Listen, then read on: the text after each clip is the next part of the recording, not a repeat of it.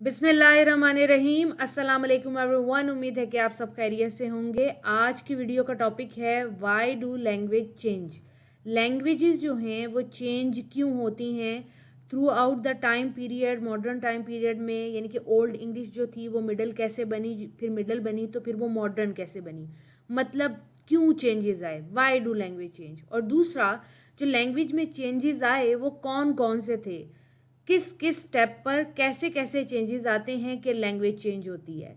दो क्वेश्चन आज की वीडियो में डील करने हैं, एक why do language change and जो चेंजेस आते हैं व्हाट आर दोज चेंजेस। ये दो क्वेश्चन बहुत इंपॉर्टेंट है लिंग्विस्टिक्स के अंदर और आज की इस वीडियो में मैं थॉरली इसको डिस्कस करूंगी। पर आज की वीडियो की तरफ जाने से पहले मैं यूट्यूब पे आपको अपना चैनल दिखाना चाहती हूँ। BS इंग्लिश लिटरेचर नोट्स का यूट्यूब पे मेरा चैनल है जिस पर लिटरेचर और लिंग्विस्टिक्स के बहुत सारे टॉपिक्स मैंने अपलोड किए हुए हैं। अच्छी बात यह है कि हर वीडियो के नोट्स मैं उस वीडियो के डिस्क्रिप्शन बॉक्स में दे देती हूँ।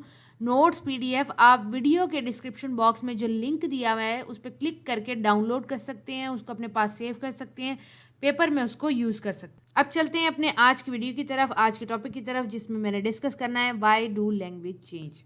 लैंग्वेज क्यों चेंज होती है। नॉन स्पेशलिस्ट यानी कि जो लिंग्विस्ट या लैंग्वेज से ताल्लुक़ नहीं रखते थे, उन्होंने कहा कि जियोग्राफी जब कोई एक इंसान अपनी चेंज करता है, यानी कि पाकिस्तान से अमेरिका जाता है, इंडिया से अमेरिका जाता है, अमेरिका से इंडिया आता है, तो लैंग्वेज चेंज होती है।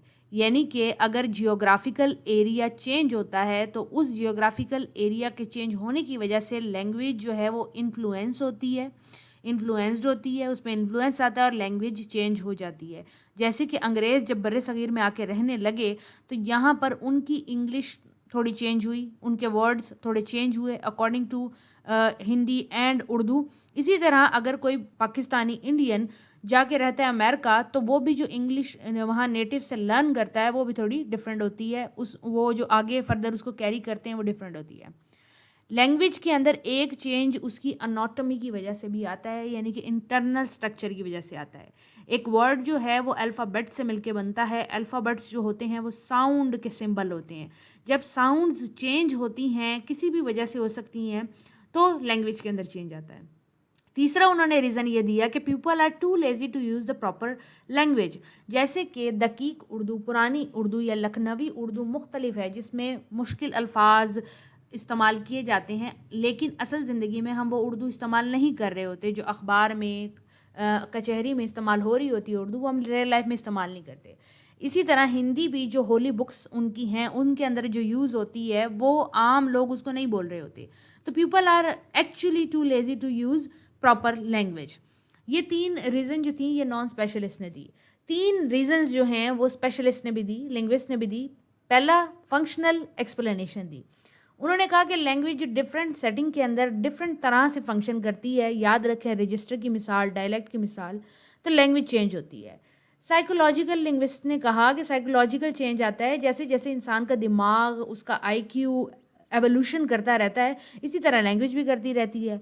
सोशियो लिंग्विस्ट ने कहा कि जैसे जैसे सोसाइटी इवॉल्व करती रहती है, लैंग्वेज भी इवॉल्व करती रहती है। इसको आगे फर्दर देखते हैं। तो लैंग्वेज जो चेंज होती है या काजेज जो हैं लैंग्वेज के चेंज होने के, वो जियोग्राफी है, अंदर लैंग्वेज की इंटरनल एनाटॉमी है, इसके अलावा people are too lazy to use, फिर फंक्शनल है, साइको लिंग्विस्टिक्स है एंड सोशियो लिंग्विस्टिक्स है। इसके अलावा इकोनॉमिक एंड पॉलिटिकल फैक्टर भी बहुत ज़्यादा रोल अदा करते हैं किसी भी लैंग्वेज के अरूज और जवाल पे। इसके बाद उन्होंने कहा कि सोसाइटी जो है वो बहुत ज़्यादा इंपॉर्टेंट रोल अदा करती है लैंग्वेज चेंज के अंदर, क्योंकि language is a social phenomena. Speech habit जो है वो एक जनरेशन दूसरी जनरेशन से रहती है, यानी कि हम अपने माँ बाप से और हमारे माँ बाप ने अपने माँ बाप से, यानी कि दादा दादी से लैंग्वेज को सीखा है, उनसे हैबिट्स ली हैं। और हर इंसान इंडिविजुअल होता है, इंडिविजुअल कैरेक्टरिस्टिक्स रखता है। इसीलिए जब वो पुरानी हैबिट्स नई इंडिविजुअल कैरेक्टरिस्टिक्स से, नए कॉन्सेप्ट से मिलती हैं तो वो चेंज हो जाती हैं। वक्त के साथ साथ और ज़्यादा न्यू कॉन्सेप्ट आते हैं, न्यू डिस्कवरीज आती हैं, न्यू ऑब्जेक्ट जो हैं वो ज़िंदगी में पैदा होते हैं। तो वो जो नई चीज़ें, नई तब्दीलियाँ आती हैं वो वोकेबलरी को चेंज करती हैं, सेंटेंस स्ट्रक्चर को, हत्ता के साउंड्स को भी चेंज करती हैं। ज्योग्राफिकल एरिया जो है वो लैंग्वेज को चेंज करने में बहुत बड़ा रोल अदा करता है और ये एक बहुत पाए की और पुरानी बात है, मानी भी जाती है। اس کے علاوہ اگر آپ مائگریشن کرتے ہیں، بہت زیادہ لوگ مائگریشن کرتے ہیں، ایک جگہ سے دوسری جگہ جاتے ہیں اور اپنی لینگویج کو وہ وہاں لے کے جاتے ہیں، دوسری لینگویج سے وہ لینگویج ٹکراتی ہے تو تھرڈ لینگویج بھی پیدا ہوتی ہے جو جنریشن ٹو جنریشن پختہ ہوتی چلی جاتی ہے، جو کہ لینگویج کو چینج کرنے میں بڑی مدد کرتی ہے۔ بہت سارے لوگ ہیں جو بہت طرح کی مائگریشن کرتے ہیں، جیسے کہ افغانستان کے لوگ جگہ جگہ مائگریشن کرتے ہیں، جب وہ انگلش کو لرن کرتے ہیں تو وہ ان کی اغوانی جو ہے وہ انگلش سے مل رہی ہوتی ہے اور نئے ساؤنڈز وہ اپنے قبیلے کے اندر یا یوں کہا جائے نئے ساؤنڈز اپنی فیملی کے اندر یوز کرتے ہیں، پھر ان کی فیملی وہ فردر یوز کرتی ہے، فردر کئی سال 100 سال گزرنے کے بعد وہ لینگویج کا پارٹ ہی بن جاتا ہے، کیونکہ لوگ بہت زیادہ ہو چکے ہوتے ہیں اسے بولنے والے۔ لینگویج جو ہے وہ ایک اسپیکنگ فنومنا ہے، یہ لیسٹ ایفرٹ لوگ اس میں ڈالتے ہیں اس کے اندر کریٹیوٹی کے لیے۔ لینگویج جو ہے وہ لوگوں پہ ڈیپینڈ کرتی ہے، جیسے لوگ مستقل چینج ہوتے جا رہے ہیں، پہلے لوگ بہت لمبے ہوا کرتے تھے، اسٹرانگ ہوا کرتے تھے، اب لوگوں کی ہائٹ چھوٹی آ رہی ہے، ان کے قد چھوٹے آ رہے ہیں، تو جب باڈی کے اندر اتنا چینج ہے تو ان کی لینگویج میں بھی اسپیچ میں بھی چینج ہے۔ 5 طرح کے ایسے چینجز ہیں جو لینگویج کے اندر آتے ہیں۔ ایک فونولوجیکل لیول یعنی کہ ساؤنڈ کے لیول پہ جو چینج آتا ہے، مورفولوجیکل جو ورڈ کے لیول پہ چینج آتا ہے، سنٹیکٹیکل سینٹنس کے سٹرکچر پہ جو چینج آتا ہے، سیمنٹیکل یعنی کہ میننگ جو ہیں وہ سینٹنس کے جب چینج ہوتے ہیں تو وہ سیمنٹک ہے، اور لیکسیکل مطلب ورڈز کے میننگ جب چینج ہوتے ہیں۔